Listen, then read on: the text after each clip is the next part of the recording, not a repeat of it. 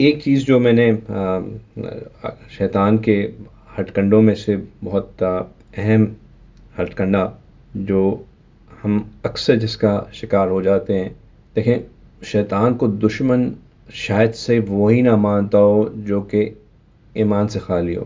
الحمدللہ یہاں ہم سب جتنے بھی حضرات موجود ہیں، وہ کم از کم، یا جو بعد میں کبھی اس بات کو سنیں گے، وہ کم از کم شیطان، یہ تو اس بات پہ تو کامل یقین رکھتے ہیں کہ شیطان ہمارا دشمن ہے۔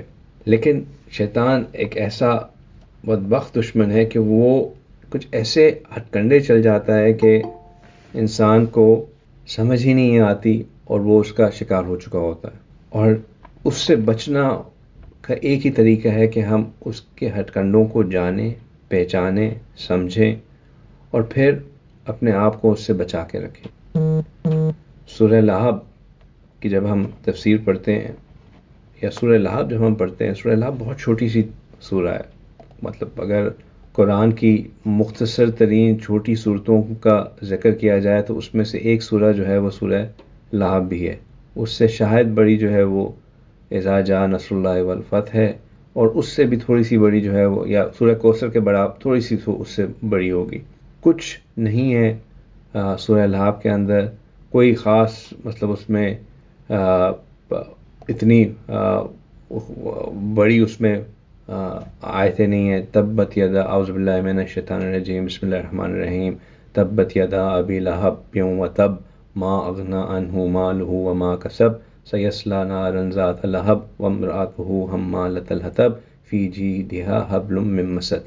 5 آیات چھوٹی چھوٹی سی، لیکن اس کے اندر 2 سبق اتنے اہم سبق ہیں کہ اگر اس کے اوپر غور کیا جائے، اور ان دو جو سبق اس کے اندر ہیں، ان کو اگر ہم پکڑ لینا تو ہم شیطان کے بہت بڑے ہتھ کنڈوں سے بچ سکتے ہیں۔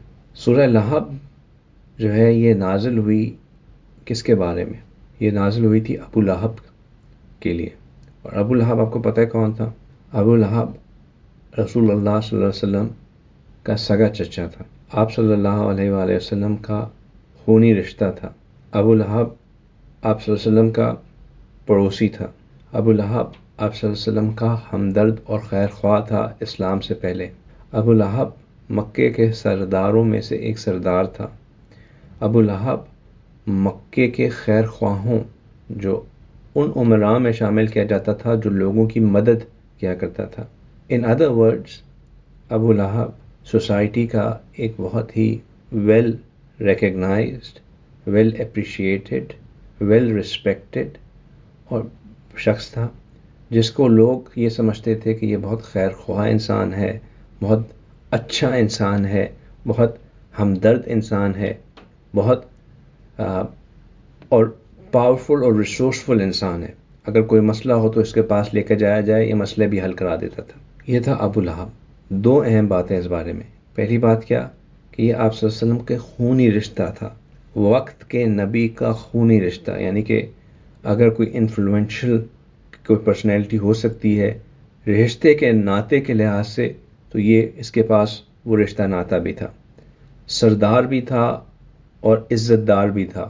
اگر سوسائٹی میں ویسے کوئی سٹیٹس ہو سکتا ہے تو وہ بھی اس کے پاس تھا۔ اب یہ بات ذہن میں رکھتے ہوئے اس بات پہ غور کریں کہ اللہ سبحانہ تعالیٰ نے ایک پوری صورت اتاری، ایک پوری صورت جو کہ صرف اور صرف اس شخص کے بارے میں اور اس کی بیگم کے بارے میں ہے، اس کی اہلیہ کے بارے میں ہے، اور کیا بات کر رہی ہیں؟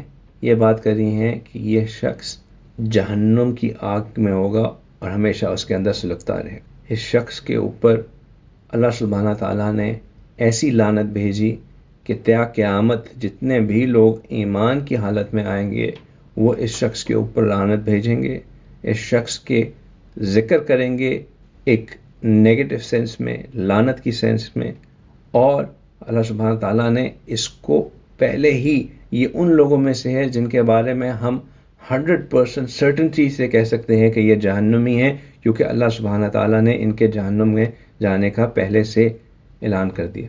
اتنا اللہ کے نزدیک اس کی اتنا کم درجہ ہے کہ ساری آخری وقت تک اس کے اوپر، اور ہمارے دین میں کسی کے اوپر لعنت دینا نہایت ناپسندیدہ عمل ہے. بطور مسلمان ہم کسی کے اوپر لعنت نہیں دے سکتے. جو ہم لوگ کیجولی کہہ دیتے ہیں نا لعنت ہو تمہارے اوپر، یہ کام نہایت ہی ناپسندیدہ کام ہے، بلکہ گناہ کے اندر شمار ہوتا ہے یہ کام کرنا، کیونکہ کسی پہ لعنت بھیجنا بالکل پسند نہیں. بہرحال کچھ لوگ جن پہ اللہ نے لعنت کی ہو ان کے اوپر لعنت بھی جا سکتی ہے، اور ان میں سے ایک شخص ابو لہب بھی ہے. اسی طرح کسی کو بھی، چاہے وہ جتنا بڑا سے بڑا کافر کیوں نہ ہو، ہم اس کو یہ نہیں کہہ سکتے کہ یہ جہنمی ہے، کیونکہ کون جہنمی ہے کون جنتی ہے اس کا فیصلہ صرف اللہ سبحانہ تعالیٰ کر سکتے ہیں، اور کوئی نہیں کر سکتا ما سوائے کچھ لوگوں کے جن کے بارے میں اللہ نے پہلے سے کہہ دیا ہو کہ وہ جہنمی ہیں. اور ابو لہب ان لوگوں میں سے ایک ہے جس کے بارے میں یہ بات کہی جا سکتی ہے کہ یہ جہنمی ہے. اب ایک طرف آپ صلی اللہ علیہ وسلم کے ساتھ خونی رشتہ، سوسائٹی میں ویل رسپیکٹڈ ہونا، اتھارٹی والا ہونا، مالدار ہونا، لوگوں کا خیر خواہ ہونا، اور ایک طرف اللہ کے نزدیک اتنا ناپسند ہونا کہ اللہ پہلے سے جہنمی ڈکلیئر کر دیں، پہلے سے لعنت بھیج دیں. کیوں؟ یہ بات سمجھنا بہت ضروری ہے، اور یہی میں وہ سبق ہے جس کے بارے میں بات کر رہا ہوں کہ یہ سورہ لہب سبق سکھاتی ہے، جو کہ شیطان کامنلی ہمیں جس میں پھنسا دیتا ہے. وہ یہ کہ اللہ کے نزدیک پسندیدہ شخص وہ ہے جو ایمان والا ہو. ابو لہب نے سب چیزیں اچھی تھیں، اس میں جو چیز بری تھی وہ کیا تھی؟ ابو لہب میں جو چیز بری تھی وہ یہ تھی کہ جب آپ صلی اللہ علیہ وآلہ وسلم نے، میں نے جیسے بتایا کہ وہ ابو لہب آپ صلی اللہ علیہ وسلم کا پڑوسی تھا. آپ صلی اللہ علیہ وسلم کیونکہ یتیم تھے، تو جو لوگ آپ صلی اللہ علیہ وسلم کی لک آفٹر کرتے تھے، آپ صلی اللہ علیہ وسلم کے خیر خواہ تھے، آپ صلی اللہ علیہ وسلم کو لک آفٹر کرتے تھے، ان لوگوں میں شامل تھا. آپ صلی اللہ علیہ وسلم اس سے اتنا قریب تھے کہ آپ صلی اللہ علیہ وسلم نے اپنی 2 بیٹیاں اس کے 2 بیٹوں سے شادی کی ہوئی تھی. 2 بیٹیاں آپ صلی اللہ علیہ وسلم کی، ام کلثوم رضی اللہ تعالیٰ عنہ اور رقیہ رضی اللہ تعالیٰ عنہ کی شادی ان کے 2 بیٹوں کے ساتھ ہوئی تھی. اتنا قریبی رشتہ تھا. لیکن جب آپ صلی اللہ علیہ وسلم نے دین کی دعوت دینا شروع کی، جب آپ صلی اللہ علیہ وسلم نے توحید کے اوپر لوگوں کو قائل کرنے کی کوشش کی، جب آپ صلی اللہ علیہ وسلم نے لوگوں کو یہ حکم دیا کہ آؤ اللہ کی طرف آ جاؤ، تو یہ آپ صلی اللہ علیہ وسلم کا سب سے بڑا اوپوننٹ بن گیا. جہاں آپ صلی اللہ علیہ وسلم جا کے دعوت دیتے تھے، وہاں یہ جا کے پیچھے جا کے کہتا تھا کہ یہ تو اس کی کیا بات سن رہے ہو، یہ دیوانہ ہو گیا ہے، اس کی بات نہ سنو، یہ تمہیں تباہ کر دے گا، تمہارے خاندان میں توڑ ڈال دے گا. آپ صلی اللہ علیہ وسلم کے خلاف کھڑا ہو گیا، آپ کے صلی اللہ علیہ وسلم کے خلاف پروپیگنڈا کرنا شروع کر دیا. اس نے اللہ اور اللہ کے پیغام کے خلاف جنگ کی، اور اس کے اللہ اور اللہ کے پیغام کے خلاف اور اللہ کا پیغام کے خلاف جنگ کرنے سے مراد نبی پاک صلی اللہ علیہ وسلم کی مخالفت کرنا. یہ چیز کرنے کی وجہ سے اللہ سبحانہ تعالیٰ نے اس کو اوپن اینمی ڈکلیئر کر دیا. جیسے کہتے ہیں نا پروکلیمڈ اوفینڈر، یہ ایک پروکلیمڈ اوفینڈر بن گیا. آج کل کے زمانے میں جس طرح ہوتا ہے نا، وہ ایک ایڈ چھپ جاتا ہے، ایک بندے کی تصویر ہوتی ہے، نیچے لکھا ہوتا ہے proclaimed offender, bounty $1 million US، ٹھیک ہے نا. یہ اس زمانے میں قرآن پاک نے اس کو اس طرح کا چیز ثابت کر دی کہ اس کی زندگی میں، یا ابھی زندہ تھا تو سورہ لہب، یعنی سورہ لہب اس کے بعد، اس کے مرنے کے بعد نہیں نازل ہوئی، اس کی زندگی میں سورہ لہب نازل ہو گئی تھی. اللہ سبحانہ تعالیٰ نے اس کے زندہ ہوتے ہوئے اس کو کہہ دیا تھا کہ یہ ان قریب سیصلی نارن، کہ ان قریب جو ہے یہ جہنم کی آگ کے اندر ہوگا. ان قریب سیصلی نارن ذات لہب، اور وہاں پہ جو بڑی ہوگی. اور خوبصورتی قرآن کی یہ ہے کہ اس کے نام سے، جو اس کے نام، اس کی کنیت میں ابو لہب تھا، وہی اللہ سبحانہ نے کہا ہے کہ یہ ذات لہب ہو جائے گا. خیر وہ تفسیر کی بات ہے، الگ ہو جائے گی، ڈیفرنٹ ٹاپک ہے. لیکن اللہ نے اس کو پروکلیمڈ افینڈر بنا دیا. کیوں؟ کیونکہ یہ اللہ اور اللہ کے رسول کے خلاف ہو گیا، اللہ اور اللہ کے پیغام کی مخالفت کرنا شروع کر دی. جو اس کے اندر خوبیاں تھیں، لوگوں کی ہمدردی ہونا، لوگوں کی خیر خواہی کرنا، لوگوں کے معاملوں کو حل کرنا، لوگوں کی پرابلمز کو سالو کرنا، کسی کی مشکل میں اس کے کام آنا، لوگوں میں پیسے بانٹ دینا، اس کا جو سٹیٹس تھا، لوگوں میں سردار ہونا، لوگوں میں عزت کا مقام ہونا، لوگوں کی نظر میں ایک بڑا عہدیدار ہونا، وہ سب اپنی جگہ قائم تھا. دنیا کا سٹیٹس اس کا بالکل ویسے کا ویسا ہی تھا. صرف جو ایک چیز بدلی تھی وہ یہ تھی کہ اس نے اللہ اور اس کے رسول کی مخالفت کرنا شروع کر دی. اللہ نے اس کو پروکلیمڈ افینڈر بنا دیا. میں اس بات پہ بار بار ایمفسائز اس لیے کر رہا ہوں کہ ہمارے ارد گرد، اللہ نہ کرے کہ ہم خود، بلکہ ہمارے ارد گرد بہت سے ایسے لوگ ہوتے ہیں جن کو ہم کہتے ہیں کہ دنیا کے لحاظ سے تو یہ بہت اچھے لوگ ہیں، عزت دار لوگ ہیں، شرفا لوگ ہیں، لوگوں کی مدد کرنے والے لوگ ہیں، مشکل میں کام آنے والے لوگ ہیں، نیکی کرنے والے لوگ ہیں، حق کا ساتھ دینے والے لوگ ہیں۔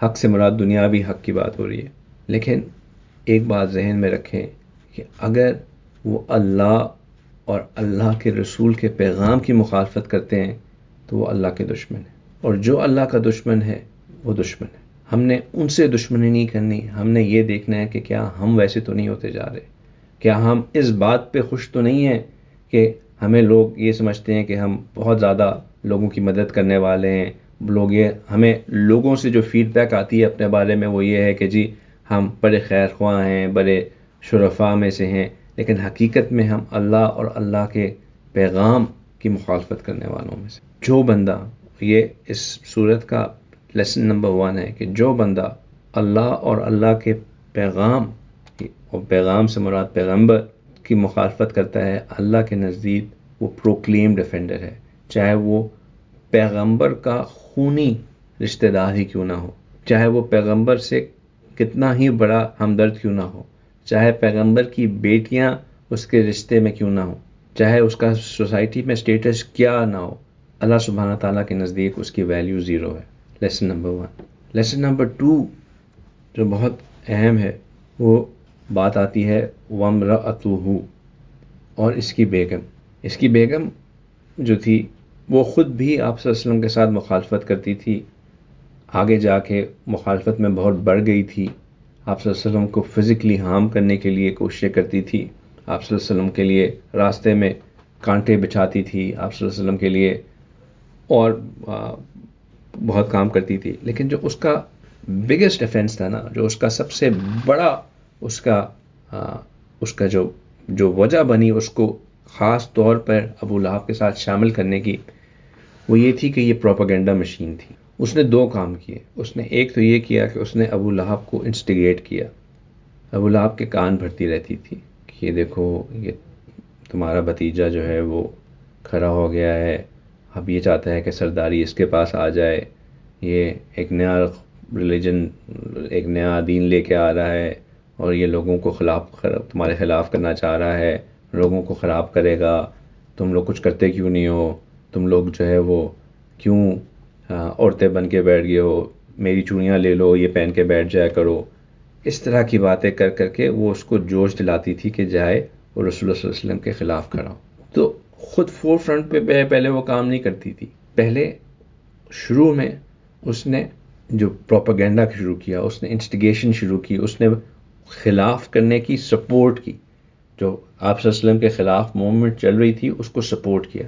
اور یہ صورت ہمیں یہ سکھاتی ہے کہ یہ بھی ایک بہت بڑا آفینس ہے، بہت بڑا آفینس ہے، بہت بڑا گناہ ہے کہ ہم کسی ایسی چیز کو جو کہ اللہ اور اللہ کے پیغام کے خلاف ہو اس کو سپورٹ کرنا شروع کر دیں، اس کو ہم جو ہے اس طرح لینا شروع کر دیں کہ ہم اس کو انکریج کرنا شروع کر دیں کہ ہاں کوئی بات نہیں، اگر یہ ہو رہا ہے تو اس سے کیا فرق پڑتا ہے۔ اور سپورٹ کرنے کے اندر 2 باتیں بہت اہم ہیں جو سمجھنا ضروری ہیں، جو میں سمجھانا چاہ رہا ہوں۔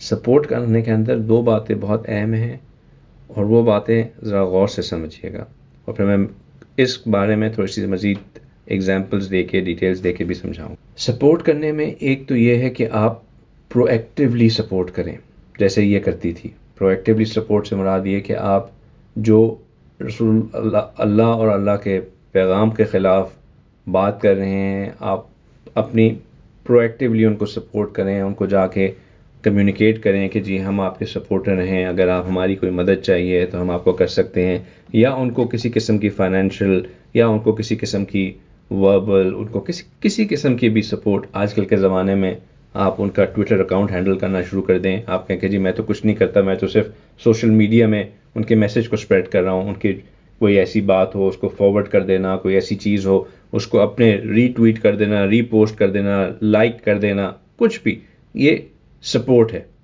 ٹھیک ہے نا، کہ آپ کے ذریعے you are becoming an advocate, اور you are basically helping spread that message. یہ سپورٹ ہے، یہ ایکٹیو سپورٹ ہے اور انٹرنسک سپورٹ ہے. ایک اور سپورٹ بھی ہے، اور وہ سپورٹ ہے کہ آپ کہیں کہ میں نیوٹرل ہوں جی، جو یہ کرتے ہیں یہ ان کی مرضی، I have nothing to do with it. اور یہ وہ بات ہے جو میں بہت کلیئرلی سمجھانا چاہتا ہوں، اس پہ بہت غور سے سنیں. یہ ایک ایسا ٹریپ ہے جس میں اکثر لوگ گر جاتے ہیں.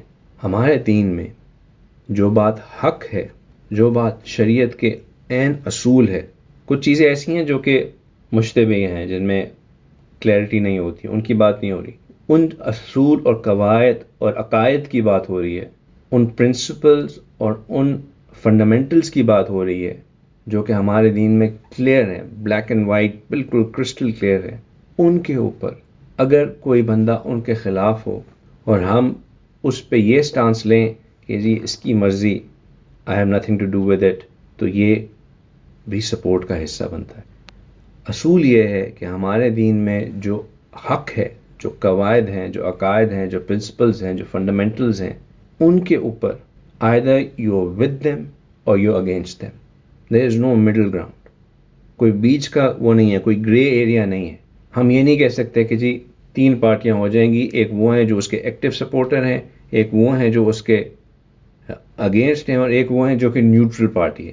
اور یہ بات کہ جو نیوٹرل پارٹی ہوتی ہے وہ انہی میں شمار کی جاتی ہے جو کہ نیگیٹو یا اگینسٹ ہوتے ہیں. یہ بات قرآن میں کئی جگہ مسلسل اس کی جو ہے بارے میں بات کی جاتی ہے. میں کچھ مثالیں دے کے یہ بات سمجھاتا ہوں، پھر کرنٹ ڈے ٹاپکس ہیں ان کے اوپر آتا ہوں.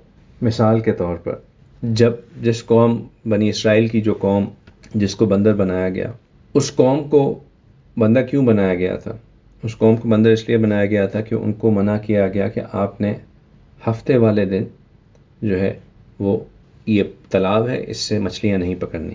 انہوں نے، اب اللہ کی آزمائش ایسی ہوئی کہ پورا ہفتہ جو ہے اس میں مچھلی نہیں ہوتی، اور ہفتے والے دن مچھلیاں اس میں ایسے چھلانگیں مار رہی ہوتی ہیں جیسے بس وہ کہہ رہی ہیں کہ آپ ہاتھ آگے کرو میں اچھل کے آپ کے ہاتھ میں آ جاؤں.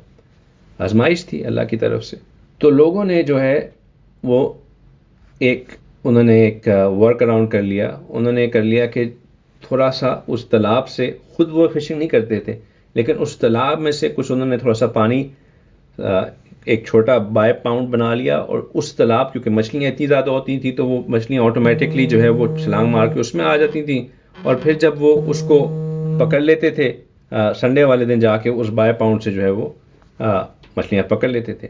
اب اصولاً تو وہ ہفتے والے دن فشنگ نہیں کر رہے تھے اور اس بات کی حکم فرمانی کر رہے تھے جو ان کو دیا گیا تھا، لیکن انہوں نے ایک ورک اراؤنڈ بنا لیا تھا جو کہ حقیقت میں اس حکم کی خلاف ورزی تھی. اب اس ورک اراؤنڈ کے اوپر 3 قسم کے لوگ ہو گئے. پہلے وہ لوگ ہو گئے جنہوں نے یہ کام کیا، پھر اور وہ لوگ جو اس کو سپورٹ کرتے تھے کہ ہاں ٹھیک ہے کوئی مسئلہ نہیں ہے، ایسا کام کر لینے میں کوئی حرج نہیں ہے، کیا فرق پڑتا ہے. پھر دوسرے نمبر پر وہ لوگ ہو گئے جنہوں نے اس کی اوپن مخالفت کی. انہوں نے کہا کہ جی یہ کام ایسا ہونا ہی نہیں چاہیے، یہ ہو کیسے گیا کہ آپ لوگ یہ کام کر رہے ہیں، یہ کام تو بالکل ناجائز ہے، اس کو ہم اجازت نہیں دیتے، اس کو آپ بالکل مت کریں، قطعاً مت کریں. پھر تیسرے نمبر پہ وہ لوگ تھے جو کہتے تھے کہ بھائی جو کرتے ہیں وہ ان کی مرضی، ہم تو اس میں شامل نہیں ہیں، کرنے دو ان کو، ہم ہر ایک کو منع تو نہیں کر سکتے نا، جس نے جو کرنا ہے کرنے دیں، جس نے جو کیا وہ اس کے اوپر، ہمارا اس سے کوئی لینا دینا نہیں. خیر ان کو سمجھایا گیا کہ آپ یہ مت کریں، حکم کی خلاف ورزی ہے، سارا کچھ ہے. ہوتے ہوتے ایسا ہو گیا کہ جو اس کے مخالفت کرنے والے تھے وہ بالکل ہی الگ ہو گئے، انہوں نے جگہ بھی بدل لی. پھر جب اللہ کا عذاب آیا تو گیس کریں کس کے اوپر آیا؟ اللہ کا جب عذاب آیا تو وہ ان کے اوپر بھی آیا جو یہ کام کرتے تھے، اور ان لوگوں کے اوپر بھی آیا جو یہ کہتے تھے کہ جی ہمارا تو اس سے کوئی لینا دینا نہیں ہے، ٹھیک ہے وہ کرتے ہیں کریں، ان کی مرضی، وی کانٹ ہیلپ دیم، ہم ان کو نہیں روکتے، اٹس جو کام ان کا وہ ان کا کام. اب علماء نے یہ بات لکھی کہ آخر ان لوگوں کے اوپر کیوں آیا جنہوں نے یہ کہا کہ جو یہ کرتے ہیں ہمارے سے کوئی لینا، وہ خود تو نہیں کرتے تھے. اس کی وجہ انہوں نے یہ بتائی کہ جب ایسے معاملات ہوتے ہیں جہاں پہ حق اور باطل کا تمیز آ جاتی ہے اور اللہ کے احکام کے ساتھ یا اس کے خلاف کام کرنے والی بات ہوتی ہے، تو جو لوگ نیوٹرل سٹانس لیتے ہیں وہ بھی اسی میں شمار کیے جاتے ہیں جو کہ حق کے خلاف ہوتے ہیں. لہٰذا ایسی تمام چیزوں کے اوپر، اس لیے میں بار بار کہہ رہا ہوں کہ جو دین کے فنڈامنٹلز ہیں، جو بیسکس ہیں، جو پرنسپلز ہیں دین کے، ان کے اوپر ہمیشہ ہمارا سٹانس کلیئر ہونا چاہیے کہ ہم حق کے ساتھ ہیں. اگر ہم نیوٹرل سٹانس بھی لیں گے تو شمار انہی میں کیا جائے گا جو کہ حق کے خلاف ہوتے ہیں. ایک اور مثال دیتا ہوں میں. حضرت لوط کا نام سب نے سنا ہوا ہے. حضرت لوط کی قوم کا پتہ ہے کہ وہ قوم کیا کرتی تھی. حضرت لوط کی قوم ہوموسیکشویلٹی میں انوالو تھی. ان کی قوم کا سب سے بڑا مسئلہ ہوموسیکشویلٹی تھا. حضرت لوط علیہ السلام کی قوم کو سمجھایا گیا کہ آپ یہ کام چھوڑ دیں، اس کام سے باز آ جائیں، ان تمام حرکتوں کو چھوڑ دیں. وہ اس سے باز نہیں آئے. ایک وقت آیا کہ اللہ سبحانہ تعالیٰ نے حکم دیا کہ آپ اپنی قوم کو چھوڑیں اور اللہ کا ان کے اوپر عذاب آنے والا ہے. جب یہ حکم حضرت لوط علیہ السلام کو دیا گیا تو ان کو یہ حکم بھی دیا گیا کہ آپ اپنے گھر والوں کو، تمام فیملی کو لے کے اس شہر سے نکل جائیں، ماں سوائے ایک کے. اور وہ ایک کون تھا؟ وہ ان کی وائف تھی. حضرت لوط علیہ السلام کی اہلیہ کو حکم دیا گیا کہ آپ یہاں ہی رکیں، باقی سب کو حکم دیا گیا کہ آپ یہاں سے چلے جائیں. اب سوال یہ پیدا ہوتا ہے کہ حضرت لوط علیہ السلام کی اہلیہ کو کیوں روک دیا گیا؟ اللہ سبحانہ تعالیٰ نے کیوں یہ حکم دیا کہ لوط علیہ السلام کی اہلیہ جو ہیں وہ یہاں رک جائیں؟ وہ اس لیے تھا کیونکہ وہ یہ بات نہیں تھی کہ لوط علیہ السلام کی اہلیہ بھی ہوموسیکشویلٹی کے اندر انوالو تھیں. وہ تو بالکل نارمل تھیں، پیغمبر کی اہلیہ تھیں، پیغمبر کی اہلیہ. اور یہ دیکھیں، یہ سورہ لہب اور یہ اس مثال میں جو ایک سب انڈر لائن تھنگ وہ یہ ہے کہ آپ کا just because you are connected to somebody, ہم کسی بہت بڑے امام کے بیٹے ہیں یا کسی بہت بڑے عالم کے بھائی ہیں یا کسی اس سے ہمارا بہت تعلق ہے، اس رشتے سے ہماری بخشش نہیں ہونے والی. بخشش ہمارے اپنے اصول اور عقائد کے اوپر ہونی ہے. تو ان کی اہلیہ کوئی گنہگار، مطلب اس گناہ میں مبتلا نہیں تھی. ان کے اوپر عذاب اس لیے آیا، ان کو اس لیے روک دیا گیا عذاب میں شامل کرنے کے لیے کیونکہ وہ یہ کہتی تھی کہ یہ جو کرتے ہیں یہ ان کا بزنس، یہ جو کرتے ہیں یہ ان کا بزنس. وہ اس کو کنڈیم نہیں کرتی تھیں، وہ اس کو برا نہیں مانتی تھیں. وہ خود یہ نہیں کرتی تھیں لیکن وہ اس کو برا نہیں مانتی تھیں، تو ان کو بھی اسی میں شامل کر دیا گیا. تو یہ جو دوسرا اصول ہے یہ بہت اہم اصول ہے، یہ بہت اہم سبق ہے کہ جو حق ہے اس کو حق جانے، جو حق ہے اس کو حق پہچانے، اور جو حق ہے اس کو حق کہیں. کہیں ایسا نہ ہو کہ ہمارا کسی حق کے معاملے میں یہ سٹانس ہو کہ جی یہ جو کرتے ہیں یہ ان کی ہیڈک. یہ دو اصول سمجھ میں آ گئے. پہلا اصول کیا ہے؟ پہلا اصول یہ ہے کہ جو اللہ اور اللہ کے پیغام کی مخالفت کرتا ہے، چاہے وہ دنیا کے حساب سے کتنا ہی well respected, well regarded, well connected person کیوں نہ ہو، اللہ کے نزدیک وہ پروکلیمڈ افینڈر ہے. یہ پہلا سبق ابو لہب. دوسرا سبق کہ جب حق کی بات آتی ہے، اصول کی بات آتی ہے، عقائد کی بات آتی ہے، پرنسپلز کی بات آتی ہے، فنڈامنٹلز کی بات آتی ہے، اس میں اگر ہم جو صحیح بات ہے، جو فیکٹ ہے، اس کے اوپر ہم کنونسڈ نہیں ہوں گے یا اس کو ہم حق نہیں کہیں گے، تو چاہے اگر ہمارا سٹانس یہ بھی ہو کہ یہ جو اس کی مخالفت کرتے ہیں وہ ان کا معاملہ، ہمارا اس سے کوئی تعلق نہیں، ہم انہی میں شمار کیے جائیں گے. There is no neutral stance when it comes to right and wrong. You have to stand with the right. اس کی سب سے دو اہم اپلیکیشن ہمارے وقت میں، دو بہت اہم اپلیکیشن ہمارے وقت میں جو سمجھنا بہت ضروری ہے اور ان پہ عمل کرنا بہت ضروری ہے. وہ دو اپلیکیشن سمجھ لیجئے. پہلی چیز یہ فتنہ قادیانیت، جن کو پڑھے لکھے لوگ احمدی مسلم کہتے ہیں. پڑھے لکھے لوگوں سے مراد جو ہمارے چند جماعتیں پڑھے لکھے جب لوگ ہوتے ہیں وہ کہتے ہیں کہ جی احمدیہ مسلمہ ہیں، ان کو جو ہے کیوں ہم وہ پتہ نہیں کیا کیا کہتے رہتے ہیں. لیکن یہ بات ذہن نشین کر لیجئے کہ یہ قادیانی فرقہ جو ہے یہ ہمارے دین کا وہ فرقہ ہے، بلکہ ہمارے دین کے تو حصہ ہی نہیں ہے. یہ وہ فرقہ ہے جس کے خلاف ہر مسلمان بالغ شخص کا کھڑے ہو کے اس کی مخالفت کرنا دین کا عین حق ہے، عین حق ہے۔ جب ابو بکر صدیق رضی اللہ تعالیٰ عنہ کے زمانے میں ایک بندہ کھڑا ہوا اور اس نے نبوت کا دعویٰ کیا، تو نبی پاک ابو بکر صدیق رضی اللہ تعالیٰ عنہ نے اس کے خلاف جہاد کا اعلان کیا، اور اس کے خلاف جو جہاد کیا گیا اس میں اتنے صحابی شہید ہوئے جتنے پورے آپ صلی اللہ علیہ وسلم کی دورہ نبوت کے تمام غزوات اور تمام کے تمام باقی مارکوں میں شہید نہیں ہوئے تھے، ان سے زیادہ، کئی گنا زیادہ صرف اس کذاب کو مارنے میں جو ہے وہ شہید ہوئے تھے۔ یہ ایک ایسی چیز ہے جس کے اوپر کوئی کمپرومائز ہے ہی نہیں۔ آج کے دور میں ہم، ظاہری بات ہے، نہ تو ان سے ایز این انڈیویجول جا کے ان کا ساتھ کوئی ان کو مار سکتے ہیں، نہ ہی مارنا ہے، نہ ہی ان کے قانون کو اپنے ہاتھ میں لینا ہے، ایسا کچھ نہیں کرنا ہم نے۔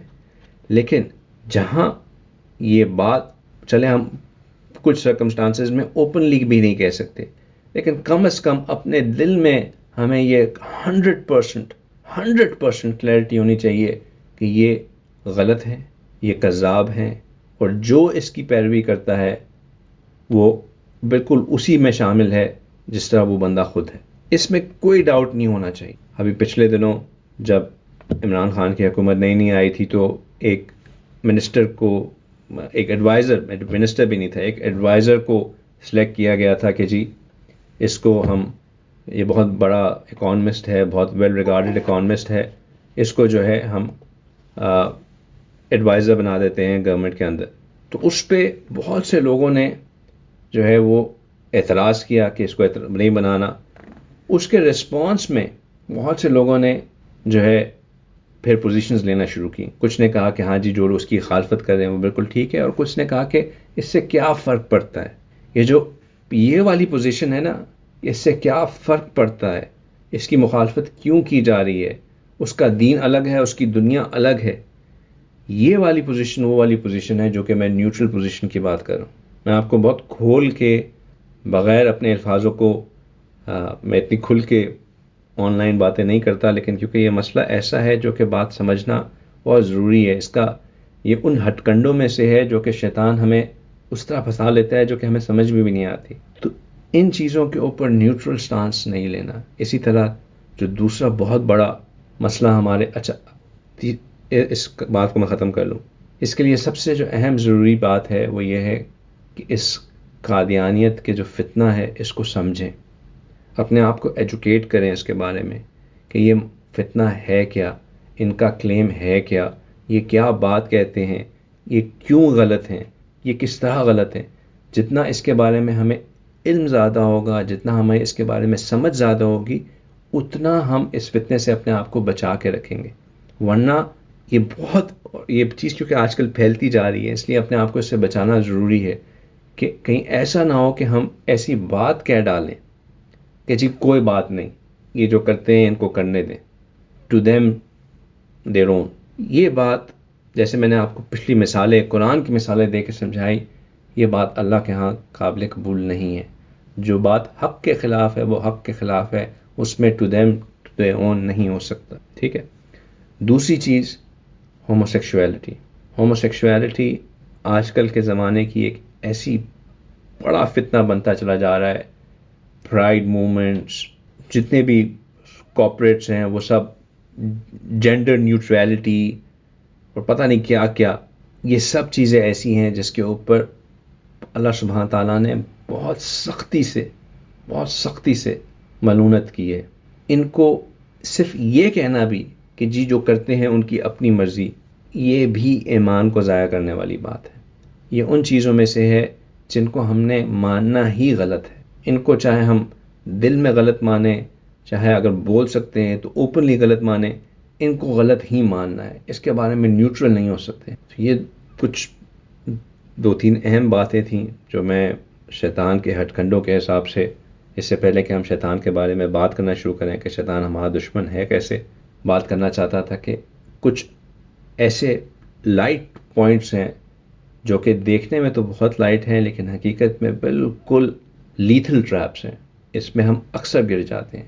اللہ اور اللہ کے پیغام کے خلاف بات کرنا ایک پروکلیم ڈیفینڈر بننے کے برابر، اور اسی طرح وہ باتیں جو کہ حق بات ہے، اس حق بات کو اس پہ نیوٹرل سٹانس لے لینا. اس کے خلاف ہونا تو الگ بات ہے، ہم میں سے اکثر انشاءاللہ کوئی خلاف نہیں ہوگا، لیکن اس پہ نیوٹرل سٹانس لے لینا، وہ نیوٹرل سٹانس لینا بھی جو ہے وہ ایبسولوٹلی اپنے آپ کو، اپنے ایمان کو تباہ کرنے کے برابر. ٹھیک، بات سمجھ میں آ گئی؟ اللہ تعالی ہمیں اس پہ عمل کرنے کی توفیق عطا فرمائے. کسی کے ذہن میں کوئی سوال اس بارے میں؟ اللہ تعالی ہمیں عمل کی توفیق عطا فرمائے. وآخر دعوانا ان الحمد للہ رب العالمین.